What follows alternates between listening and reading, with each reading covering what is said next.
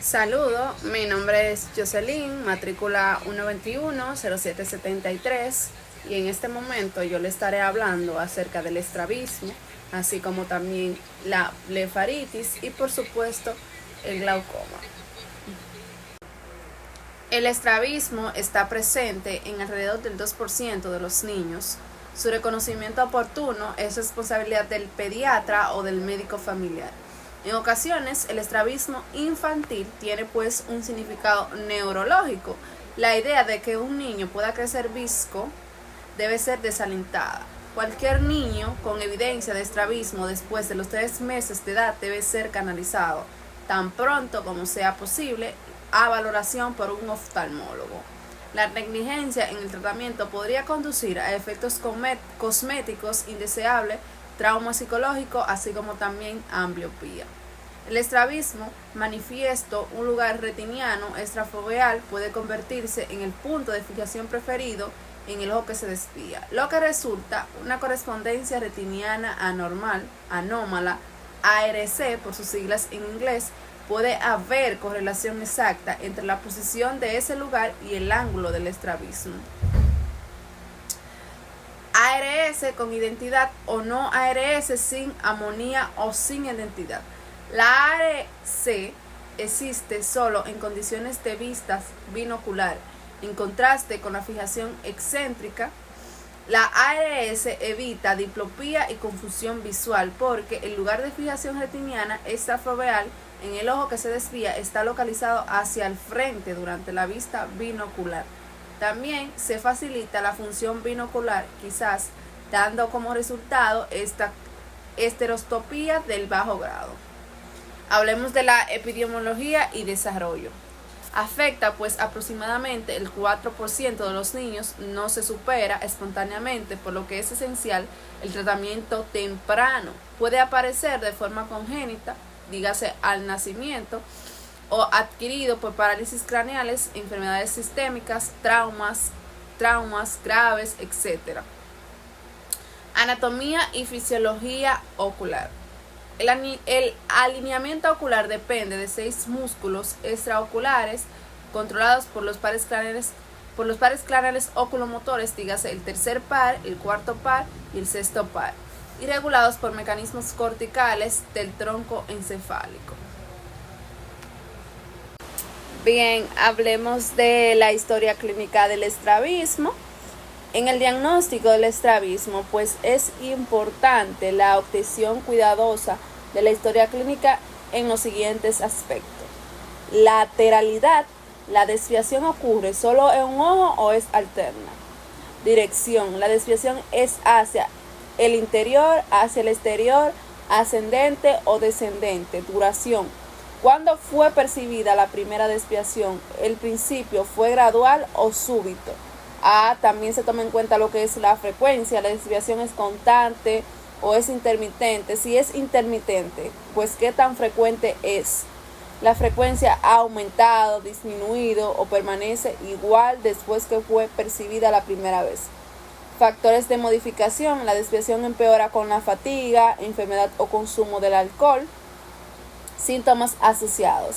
Hay diplopía, astenopía, fatiga ocular, confusión visual o jaqueca. Historia ocular, pues esta debe incluir cualquier antecedente de uso de anteojos, traumatismo ocular o cirugía.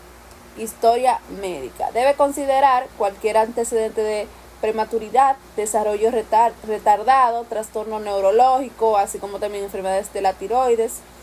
Historia familiar. Debe registrarse cualquier antecedente de estrabismo, pisquera, rinopatía, ambliopía, ojos perezosos u otra enfermedad ocular en la familia.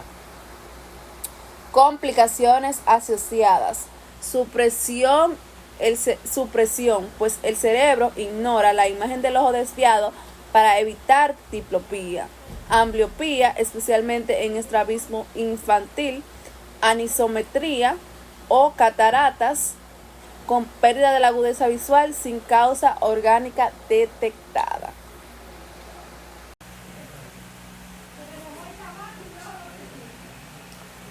Tratamiento del estrabismo. En primera instancia tenemos la corrección refractiva, que consiste en gafas para hipermetropía o anisometropía, fundamentales en estrabismos acomodativos. Están también las terapias de oclusión, dígase parches o atropina para tratar la ambliopía. Están también las prismas, que es para alinear ópticamente la imagen y facilitar la fusión. Tenemos inyecciones de toxina botulínica que debilitan temporalmente un músculo fuerte, favoreciendo el reposicionamiento. Se usan en esotropías infantiles, estrabismos adquiridos y en paredes craneales.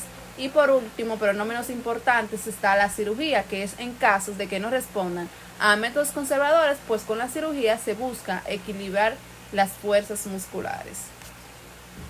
Ahora hablemos acerca de la blefaritis.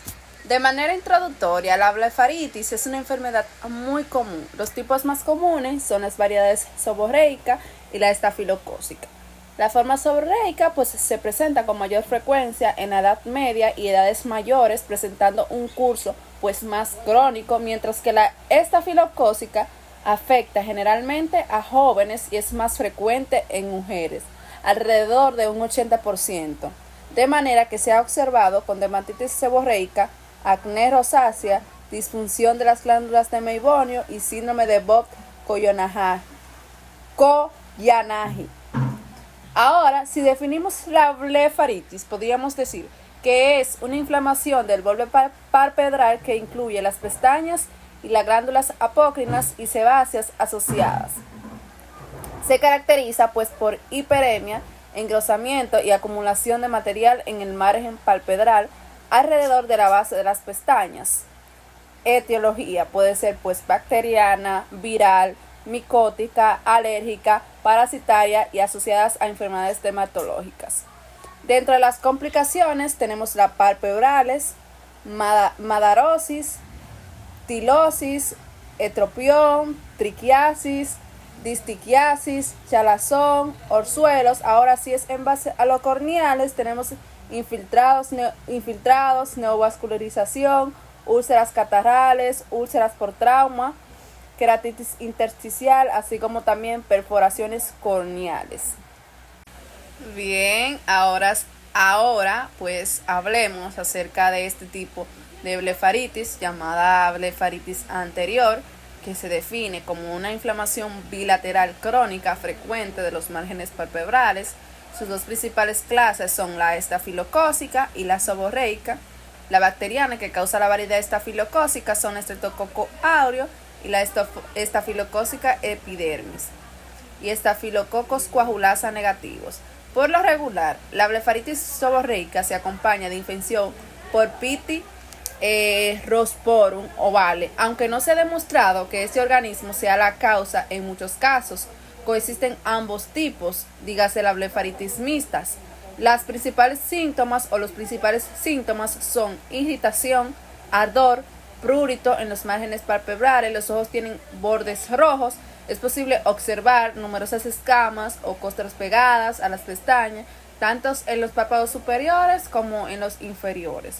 En la blefaritis estafilocócica, las escamas son secas, los párpados están eritematosos, los bordes palpebrales se han ulcerados y por lo general se caen las pestañas. En la blefaritis seborreica, las escamas son grasosas, no se forman úlceras y los párpados están menos inflamados. Tratamiento. El tratamiento de este tipo de blefaritis consiste en medidas higiénicas para los párpados, sobre todo en el caso de la blefaritis seborreica. Se deben quitar cada día las escamas de los márgenes palpebrales mediante raspado suave con un hisopo de algodón húmedo y un champú para beber. Eso en cuanto al tratamiento de ese tipo de blefaritis. Otro tipo de blefaritis es la llamada blefaritis posterior, que es una inflamación de los párpados ocasionados por difusión de las glándulas de Meibonio.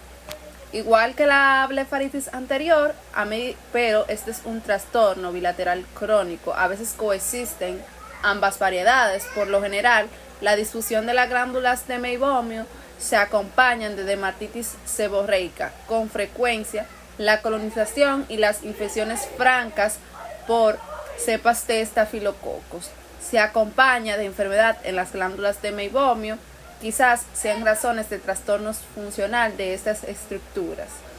Las lipasas bacterianas pueden causar inflamación en glándulas de Meibomian y conjuntiva, así como discontinuidades en la película lagrimal. Las manifestaciones de esta, dígase de la posterior, incluyen un amplio espectro de síntomas que afectan párpados, lágrimas, conjuntiva y córnea. Otro tema del cual yo le estaré hablando es el glaucoma. Pero, ¿qué es en sí el glaucoma? El glaucoma es una enfermedad ocular que deteriora gradualmente pues la vista. En general, el glaucoma no presenta síntomas y puede ocasionar la pérdida repentina de la vista.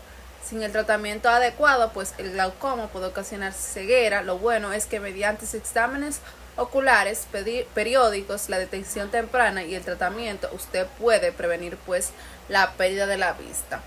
Bien.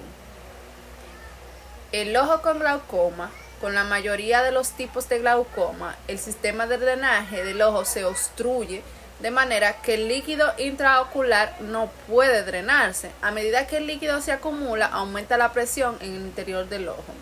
Pues la presión elevada daña el nervio óptico, que es muy sensible, y ocasiona la pérdida irreversible de la vista. ¿Cómo se produce la pérdida de la vista? Pues el glaucoma normalmente se presenta en los dos ojos, pero el exceso de presión de líquido suele comenzar a acumularse primero en un ojo. Ese daño este daño puede causar cambios visuales graduales y luego pues la pérdida de la vista, lamentablemente. Inicialmente se ve afectada la vista periférica, de modo que el cambio en la vista puede ser suficiente pequeño como para no notarlo. Con el tiempo también comenzará a perder la vista central de manera progresiva. Se presentan síntomas. En la forma más común de glaucoma, la acumulación de la presión de líquido se produce muy lentamente. En general, no se presentan síntomas molestos o dolorosos, pero con los tipos menos comunes de glaucoma, los síntomas pueden ser, pues, lamentablemente más graves. Estos síntomas pueden incluir visión borrosa, dolor de cabeza y en los ojos, acompañado de náuseas o vómitos, la aparición de círculos de colores alrededor de las luces brillantes y, por último, pero no menos importante, pues la pérdida repentina de la vista.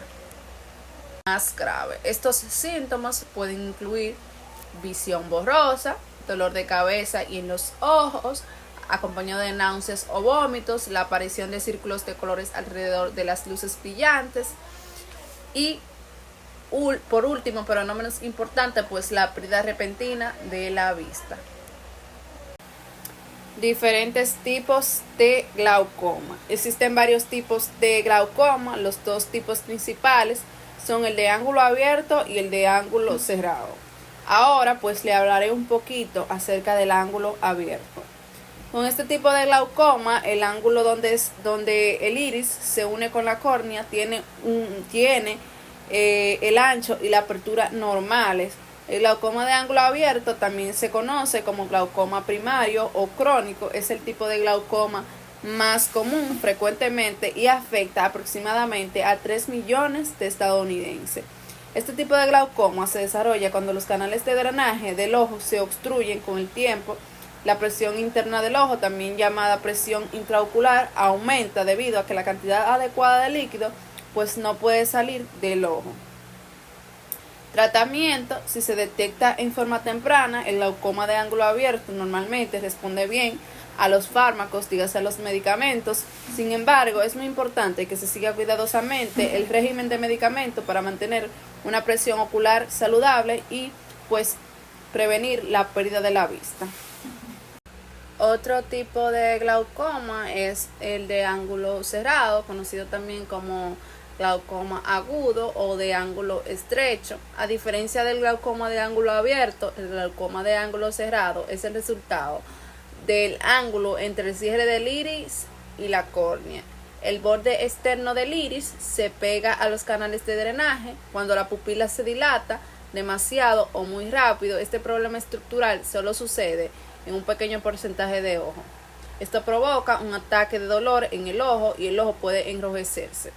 Podría causar dolor de cabeza, sentir náuseas, sentir un intenso dolor en el ojo, ver un arco iris alrededor de las luces en la noche o ver borroso.